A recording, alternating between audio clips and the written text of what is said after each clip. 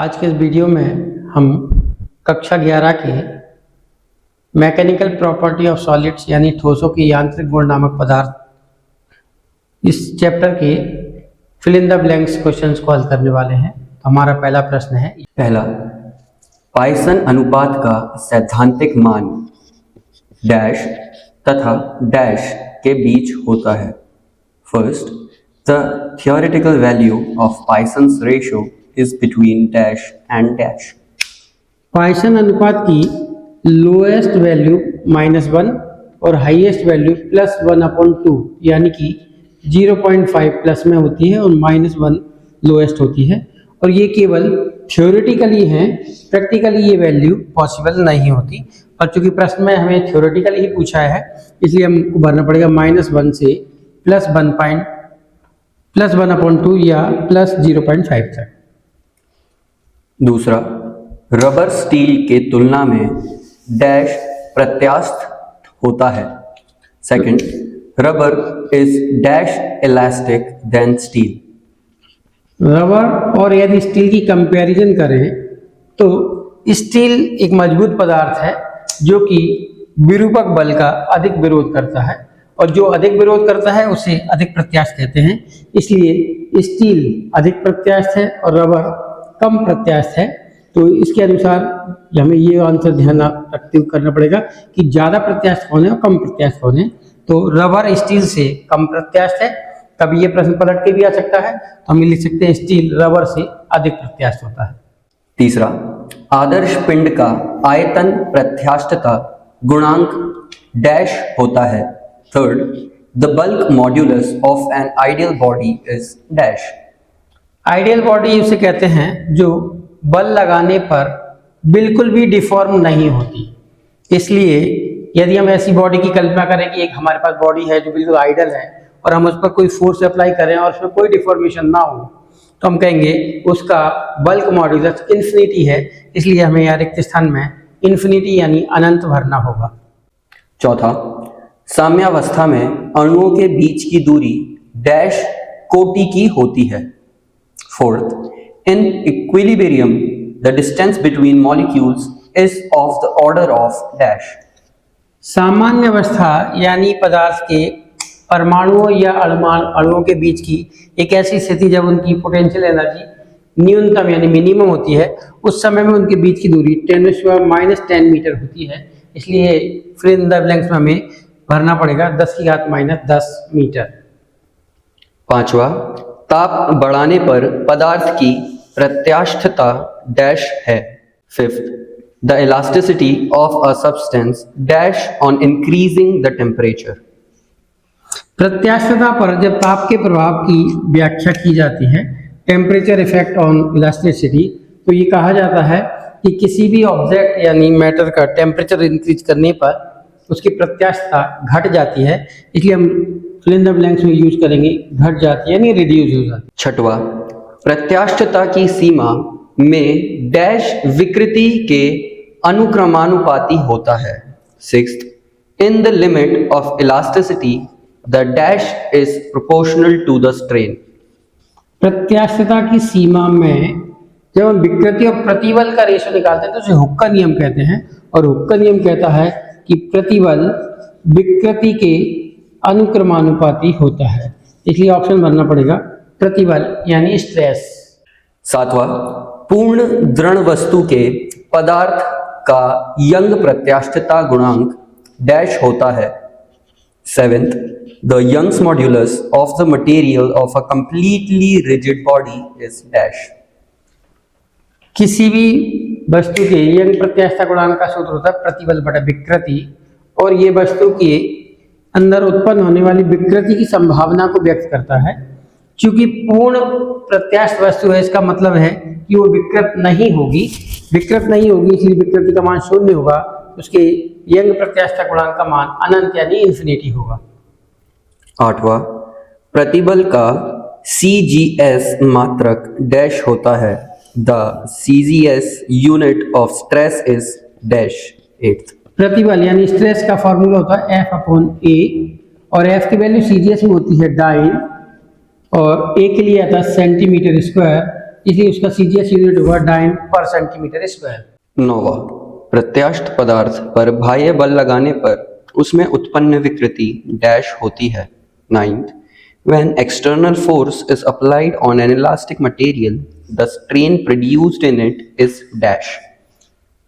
जैसे उदाहरण के लिए रबर एक पदार्थ है जिसे हम प्रत्यास्थता के उदाहरण में लिखते हैं, या स्प्रिंग एक पदार्थ है जिसका हम प्रत्यास्थता को समझाने के लिए उपयोग करते हैं। रबर और स्प्रिंग पर जब बल लगाया जाता है तो वो डिफॉर्म हो जाते हैं, विकृत हो जाते हैं, परंतु जैसे ही इनके ऊपर से बल हटाया जाता है, फोर्स हटा दिया जाता है, तो फिर से अपनी इनिशियल पोजीशन में आ जाते हैं। इसका मतलब ये हुआ कि इनमें जो स्ट्रेन यानी विकृति उत्पन्न होती है वो टेम्परेरी होती है, इसलिए हम यहाँ ऑप्शन में भरेंगे अस्थायी यानी कि टेम्परेरी। 10वां, भंगुर पदार्थ पर बाह्य बल लगाने पर वे डैश जाते हैं। 10th, when external force is applied on a brittle material, it dash.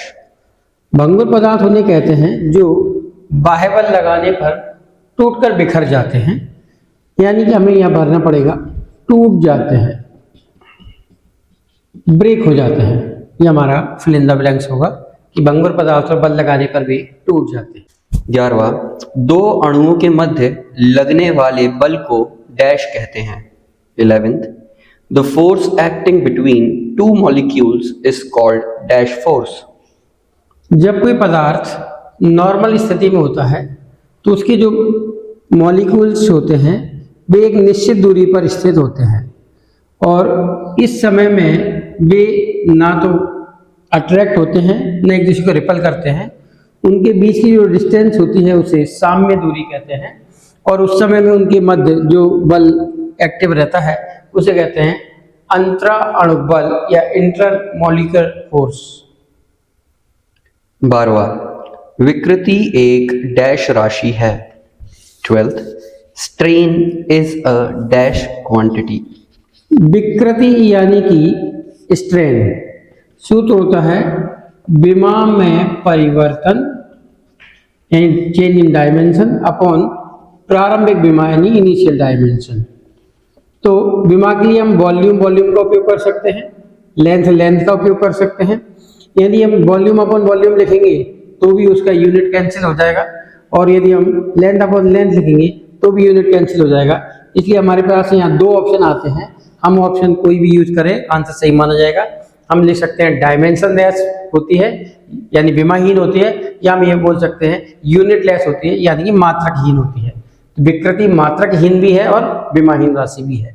13वां, Invar मिश्र धातु की प्रत्यास्थता पर ताप का प्रभाव डैश होता है। 13th, the effect of temperature on the elasticity of Invar alloy is dash. Invar एक ऐसी मिश्र धातु है जिसकी प्रत्यास्थता यानी इलास्टिसिटी पर टेम्परेचर का कोई इफेक्ट नहीं होता, इसलिए हमें यहाँ लिखना पड़ेगा कि इनवार एक ऐसी मिश्र धातु है जिस पर ताप का कोई प्रभाव नहीं पड़ता। 14वां, यंग प्रत्यास्थता गुणांक का मान दृढ़ता गुणांक के मान से डैश होता है। 14th, the value of Young's modulus is dash than the value of modulus of rigidity. Young modulus की वैल्यू जो है वो मॉड्यूलस ऑफ रिजिडिटी यानी यंग मॉड्यूलस का मान दृढ़ता गुणांक के मान का लगभग 3 गुना होता है। ये एग्जैक्ट वैल्यू नहीं है, एग्जैक्ट वैल्यू को हम फार्मूले से निकाल पाएंगे, लगभग 3 गुना होता है। पर हम ये तो कह ही सकते हैं कि यंग मॉड्यूलस की वैल्यू मॉड्यूलस ऑफ रिजिडिटी की तुलना में अधिक होती है, इसलिए हमें यहाँ रिक्त स्थान में भरना चाहिए मोर यानी अधिक।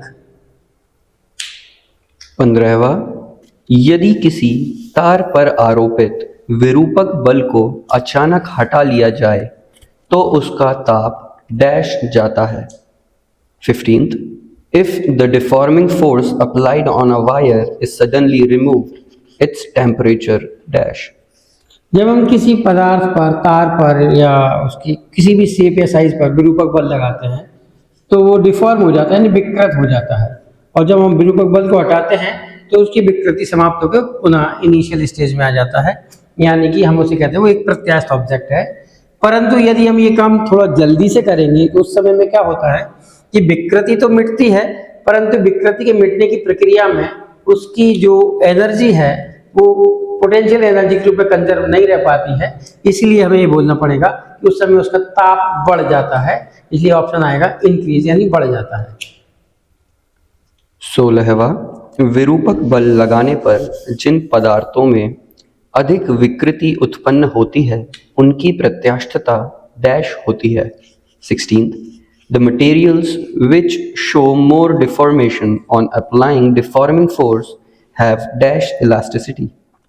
अधिक विकृति इसका अर्थ है कि पदार्थ उसके ऊपर अप्लाइड फोर्स का कम विरोध करता है, उसे अपोज नहीं करता है, और जो पदार्थ कम अपोज करेगा वो पदार्थ कम प्रत्यास्थ होगा यानी लेस इलास्टिक होगा। इसलिए हम ये कह सकते हैं जिन पदार्थों में विकृति अधिक होती है वे लेस इलास्टिक होते हैं यानी कम प्रत्यास्थ होते हैं। 17वां, प्रतिबल एक डैश राशि है। 17th, stress is a dash quantity. प्रतिबल का सूत्र होता है बल बटा क्षेत्रफल यानी कि F/A।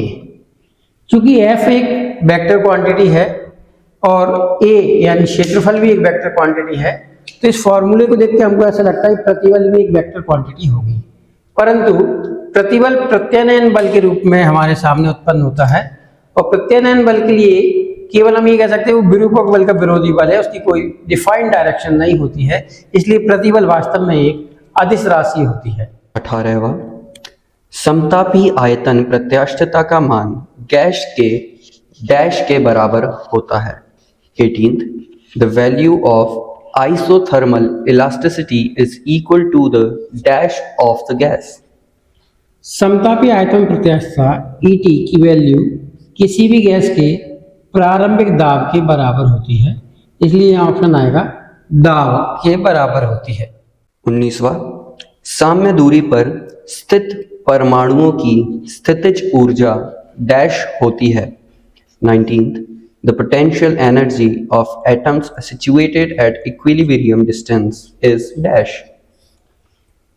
सामान्यतः पदार्थ के अणुओं के बीच की दूरी जब वे उस एक दूसरे पर ना आकर्षण बल लगाते हैं ना प्रतिकर्षण बल लगाते हैं, उस समय में उनकी दूरी नॉर्मल होती है और उसकी वैल्यू लगभग 10⁻⁻10 मीटर होती है। और इस अवस्था में क्योंकि वो एक्सटर्नल फोर्स लगा नहीं है और इंटरनल फोर्स वो लगा नहीं रहे हैं, यानी कि विरूपक बल लगा नहीं है और प्रत्यानयन बल लगा नहीं रहे हैं, इसलिए हम कह सकते हैं उनकी इंटरनल पोटेंशियल एनर्जी न्यूनतम यानी मिनिमम होती है और वे अपने आप की अवस्था में कोई परिवर्तन नहीं करना चाहते। 20वां, किसी विकृत वस्तु को अपनी मूल अवस्था प्राप्त करने में जो देरी लगती है उसे डैश कहते हैं। 20th, the delay taken by a deformed object to regain its original state is called dash. इसे प्रत्यास्थ उत्तर प्रभाव कहते हैं। जब किसी वस्तु को डिफॉर्म किया जाता है और उसके ऊपर से एक्सटर्नल फोर्स को हटा लिया जाए तो पूर्व अवस्था यानी इनिशियल कंडीशन में लौट तो आती है, परंतु उसके आने में कुछ समय लगता है, और जितना ज़्यादा समय लगता है वो पदार्थ के लिए इस शब्द से डिफाइन करेंगे प्रत्यास्थ उत्तर प्रभाव यानी इलास्टिक आफ्टर इफेक्ट कहलाता है। 21वां, क्वार्ट्ज के लिए प्रत्यास्थ उत्तर प्रभाव डैश होता है। 21st, the elastic after effect is dash for quartz. Quartz एक ऐसा पदार्थ है जिसे हम लगभग पूर्ण प्रत्यास्थ मान सकते हैं, और पूर्ण प्रत्यास्थ पदार्थ वे होते हैं जो एक्सटर्नल फोर्स अप्लाई करने पर डिफॉर्म नहीं होते। डिफॉर्म नहीं होते इसका मतलब उनमें कोई विकृति नहीं आती है, इसलिए उन्हें पूर्व अवस्था में लौटने का भी कोई विकल्प नहीं होता है, इसलिए हम कह सकते हैं क्वार्ट्ज में प्रत्यास्थ उत्तर प्रभाव नगण्य यानी नेग्लिजिबल होता है। इसे कहते लगभग शून्य भी बोल सकते हैं, पर ये सब सही शब्द होगा, नगण्य यानी नेग्लिजिबल होता है। 22वां, किसी द्रव के लिए दृढ़ता गुणांक डैश होता है। 22nd, the modulus of rigidity for a liquid is dash. द्रव पदार्थ के लिए दृढ़ता गुणांक का मान यानी मॉड्यूलस ऑफ रिजिडिटी की वैल्यू 0 यानी शून्य होती है, क्योंकि द्रव वे पदार्थ होते हैं जिनमें दृढ़ता का गुण नहीं पाया जाता। अतः उत्तर आएगा 0 यानी 0 होती है। 23वां, धातुओं के लिए यंग प्रत्यास्थता गुणांक का मान मिश्र धातुओं से रिक्त होता है। 23rd, the value of Young's modulus for metals is dash than that for alloys. धातु और धातु में यदि कोई अन्य पदार्थ मिला दिया जाए तो हम बोलेंगे मिश्र धातु, यानी कि धातु में अशुद्धि मिलाने पे वो मिश्र धातु बनती है नॉर्मली। तो मिश्र धातु की प्रत्यास्थता धातु की तुलना में कुछ कम हो जाती है, यानी हम कहेंगे धातु की प्रत्यास्थता अधिक है और मिश्र धातु की प्रत्यास्थता कम है, इसलिए धातु का प्रत्यास्थता गुणांक अधिक होगा और मिश्र धातु का प्रत्यास्थता गुणांक कंपैरेटिवली कम होगा। परंतु इसके कुछ अपवाद भी हो सकते हैं, पर सामान्य उत्तर होगा कि धातु का प्रत्यास्थता गुणांक अधिक ही होता है। 24वां, यंग प्रत्यास्थता गुणांक एवं दृढ़ता गुणांक डैश पदार्थों के लिए लागू होते हैं। 24th, Young's modulus and modulus of rigidity are applicable for Young प्रत्यास्थता गुणांक ये तार के लिए लागू होता है और दृढ़ता गुणांक यानी मॉड्यूलस ऑफ रिजिडिटी ये ठोस पदार्थों के लिए जिनमें रूप यानी आकृति होती है उनके लिए लागू होता है। इसलिए हम ये कह सकते हैं ये दोनों केवल ठोस पदार्थों के लिए लागू होते हैं, गैस और द्रव यानी लिक्विड और गैस के लिए ये एप्लीकेबल नहीं है। इसलिए हमारा आंसर होगा ठोस यानी सॉलिड पदार्थ के लिए लागू होते हैं। 25वां, अधिक उपयोग के कारण किसी पदार्थ की प्रत्यास्थता में कुछ देर के लिए होने वाली कमी को डैश कहते हैं। 25th, the temporary decrease in the elasticity of a material due to excessive use is called dash. जब किसी पदार्थ के ऊपर बार बार विरूपक बल लगा के हटाया जाता है तो पदार्थ प्रारंभ में तो डिफॉर्म होता है, फिर पूर्वावस्था में आ जाता है, फिर डिफॉर्म होता है, फिर पूर्वावस्था में आ जाता है। परंतु बार बार जब ऐसा किया जाता है तो कुछ समय के पश्चात ऐसा लगता है कि अब वो पदार्थ पूर्वावस्था में तुरंत नहीं आता, बल्कि ऐसा लग रहा है थक गया है, आराम कर रहा है। पर यदि हम उस पदार्थ को कुछ देर के लिए छोड़ दें तो फिर उसमें वो जो प्रत्यास्थता का गुण था कि पूर्वावस्था में लौटना डिफॉर्म होना, पूर्वावस्था में लौटना डिफॉर्म होना, ये बार बार फिर से होने लगता है। तो इसका मतलब ये हुआ कि ये जो थोड़ी देर के लिए परेशानी का कारण बना था उसे हम थकान कह सकते हैं। सही शब्द होता है प्रत्यास्थांति, ऐसा भी बोल सकते हैं ये प्रत्यास्थता की थकान है, यानी फैटिग ऑफ इलास्टिसिटी इसे कहा जाएगा। आज के वीडियो में बस इतना ही। अगले वीडियो में हम ट्रू एंड फॉल्स सेंटेंस के बारे में चर्चा करेंगे।